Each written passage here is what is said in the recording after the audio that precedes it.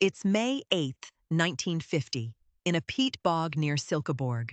Two brothers cut turf and uncover a sleeping face. The eyes are gently closed, the lips slightly parted. Stubble still darkens the chin and the jaw. He looks like a man who died only hours ago. But a braided leather noose is tight around his neck. The rope still bites deep into the swollen skin. This man has been dead for over 2,000 years. The brothers are certain they have found a murder victim. They call the police to the lonely Bjældskovdal Bog. The officers arrive and stare into the dark trench. The body lies curled, knees drawn up, hands relaxed. On his head sits a tightly pointed sheepskin cap. It is tied beneath the chin with a hide strap. A wide belt of smooth hide circles the bare waist. Everything else has rotted. The leather survived. The police soon realize this is no recent crime. They send for an archaeologist from the Silkeborg Museum.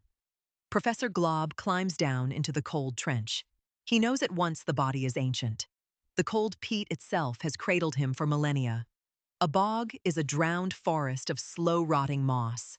Sphagnum moss soaks up rain like a cold sponge. As it dies, it forms acidic, oxygen-starved peat. Nothing can rot properly in that airless cold. The acid tans human skin into tough brown leather. It dissolves the bones, but keeps the flesh. So the man is skin and sinew without a skeleton. His face is pressed flat, yet weirdly alive. They lift him out inside a great block of peat. The whole heavy block weighs nearly a ton. One helper collapses and dies during the lifting. Even in death, the bog seems to take its toll. They carry the heavy block by truck to Copenhagen. There, the scientists begin to read his body. They photograph every fold of the leathery skin. They make a careful cast of the famous face. The noose is examined strand by braided strand. It is plaited from two thin strips of hide. The slipknot sits squarely at the back of his neck. This is a hangman's noose, not a strangling cord. The groove it left proves he was hanged, not throttled. The neck vertebrae, though, are not broken. He did not drop. He was slowly hauled up. Death came as the rope crushed his airway shut. His face stayed completely calm through the whole ordeal. There is no terror frozen into his quiet features. Then, the scientists open his stomach. Inside, they find his very last meal. It is a thin gruel of barley and wild seeds. They count more than 30 different plant species. Wild knotgrass, flax, and bristlegrass remain. He ate this porridge 12 full hours before death. There is no summer fruit, no meat, no fresh herb. So he died in the deep cold of winter. That timing matters more than it first appears. To understand his death, look at his world. This is Northern Europe around 400 BC. Iron Age farmers scratch a living from poor soil. Their lives turn on the harvest and the seasons. When crops fail, whole families starve in the dark. They believe the hungry land must be fed in return. The bog is a doorway to the gods below. Into it, they cast their most precious things. Archaeologists pull weapons and gold from the peat. They find great cauldrons sunk as offerings. And again, they find human bodies. Tollund Man was not alone in that ground. He is one of many bog sacrifices across the north. These people were chosen, killed, and given to the bog. Most show signs of a violent, ritual death. Tollund Man was likely a willing offering. His careful, peaceful burial hints at honor. Someone closed his eyes and shut his mouth. That small mercy is itself a clue. A criminal would have been thrown in face down. He was placed as if laid to gentle sleep. Just 40 miles away lies another even grimmer discovery. In 1952, the peat gives up Old Man. His body is even more vividly preserved than Tollund. The bog acids stained his skin a deep red. His hair burns a fierce orange in the peat, but his death was far more brutal and clear. His throat was slashed from ear to ear. The wound severs the windpipe and the gullet. He bled out swiftly into the cold black water. His leg was also broken, perhaps in a struggle. Old Man died around 300 BC. Like Tollund, His last meal was winter gruel. The pattern across these bodies is unmistakable. Hunger, midwinter, ritual, the throat, the bog. Across the cold sea in England lies yet another. In 1984, peat workers in Cheshire find Old Man. A worker pulls a human foot from the conveyor belt. At first, the workers fear a fresh modern murder again. Then they uncover the leathery upper body. His face still wears a neatly trimmed beard.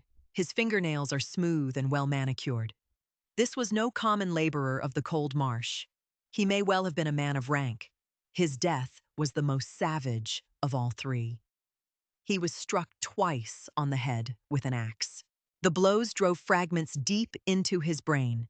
Then a cord was twisted hard around his neck. The garrote snapped a bone in his throat. Finally, his throat was cut as he died. 3 separate deaths in mere moments, a brutal triple killing. Scholars call it the threefold ritual death. Each separate blow may have honored a different hungry god. In his gut, they find charred griddle bread. The burnt crumb may mark him as the chosen one. Old Man died around the 1st century AD. That places his death near the Roman conquest. Perhaps the tribes begged the gods to save them, and the price the gods asked for was a man.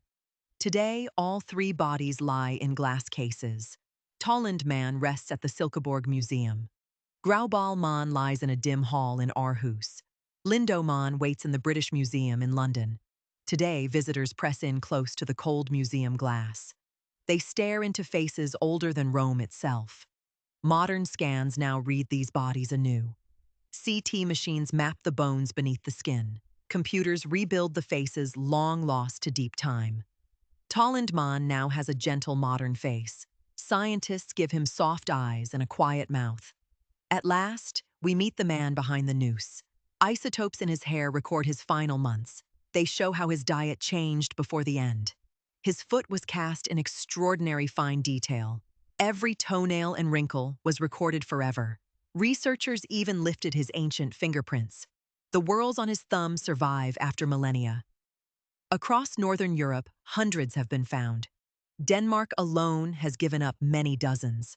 Some are small children, some are old and frail. Many wear nooses or carry mortal wounds. Each was given to the cold, hungry ground.